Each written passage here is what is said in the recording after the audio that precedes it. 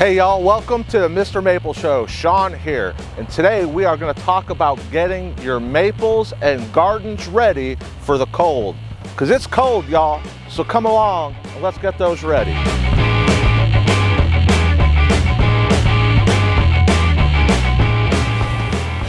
Okay guys, so I got my notes so I can remember to tell you guys everything I want to get down. This is the time for leaf pickup. As you can see here in Western North Carolina, we got plenty of them. And also a great time for mulch. Now what you want to do is use these as a way for insulation in your beds.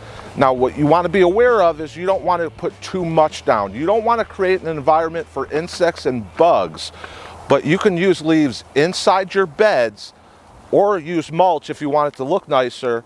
But over those winter and colder months, great way to add insulation to your beds.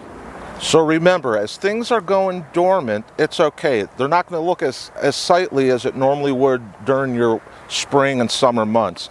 But let those leaves in your bed be an insulation. Or again, you could just use mulch, but it's a great way to help those roots stay warm in those cold temps.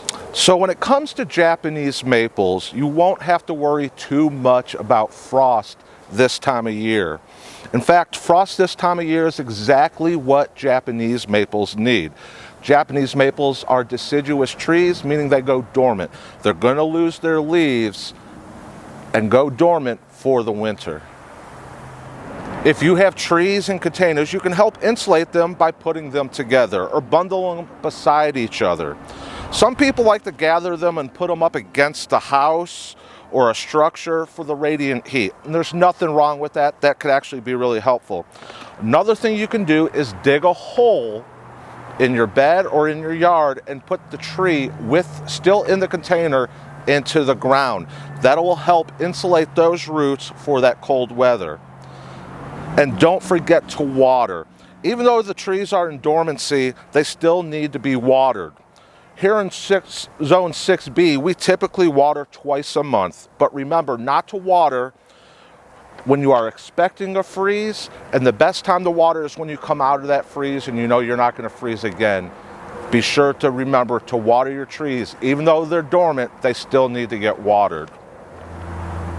Now, if you're below Zone 6B, if you're in Zones 5 and lower, you might need to take some extra precautions with your maples. Now, especially dealing with maples in containers, putting them inside an unheated garage or unheated structure can be a good idea.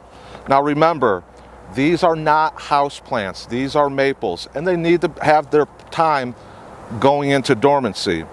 So I highly stress, if you're going to put them inside a structure, unheated garage, or in a shed, make sure, I can't stress enough, don't heat that environment.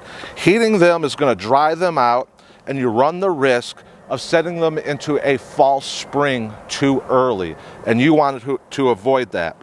Again, these trees are deciduous and they need to go through that dormancy. And remember, you will need to water the trees when your temps get above freezing.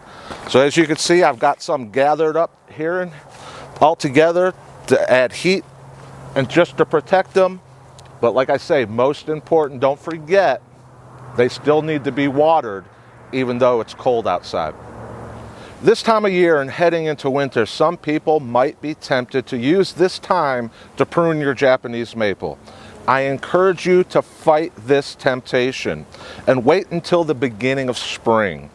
Pruning when it's cold will encourage sap to push up into the tree, and sap can freeze, causing the tree to experience splitting, either in the trunk or its branches.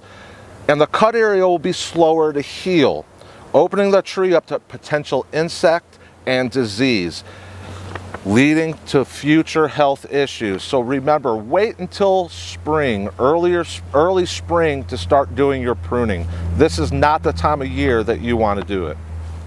This is one of my favorite times of the year in gardening because this is a great time to plan and design a new garden bed or to extend a garden bed.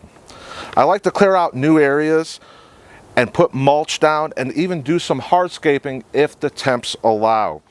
This allows me to take photos of the area without any plants or trees in the beds for the design for the future for spring. It allows me the time to research the plants, the tree habits and needs, and the environmental conditions in the new bed. When spring arrives, you will be one step ahead and will have more time to enjoy the spring growth and flush. Be sure to check out the Mr. Maple Show podcast. We have an episode titled Winter is Coming that has even more in-depth information for this time of year. And thank you all for taking the time to watch this video. We really appreciate you all. I hope that the information will help you have a successful gardening experience. Also, stay tuned to the Mr. Maple Show. Corbin and I have been going around the Mr. Maple Nursery surveying for new garden beds and have begun designing landscaping for the nursery. We will be bringing you more in-depth videos of how-tos from the planning to the installation and the plants in the hardscape from beginning to end. And check out MrMaple.com. We sell over 1,500 different maple cultivars. We have conifers and flowering plants as well. You can also join in on the conversation by joining the Mr. Maple Friends group on Facebook. It's a great community where you can ask questions, share photos, and meet other gardeners to share your passion. Be sure to like, subscribe, and share. Take care, God bless, and have a great day.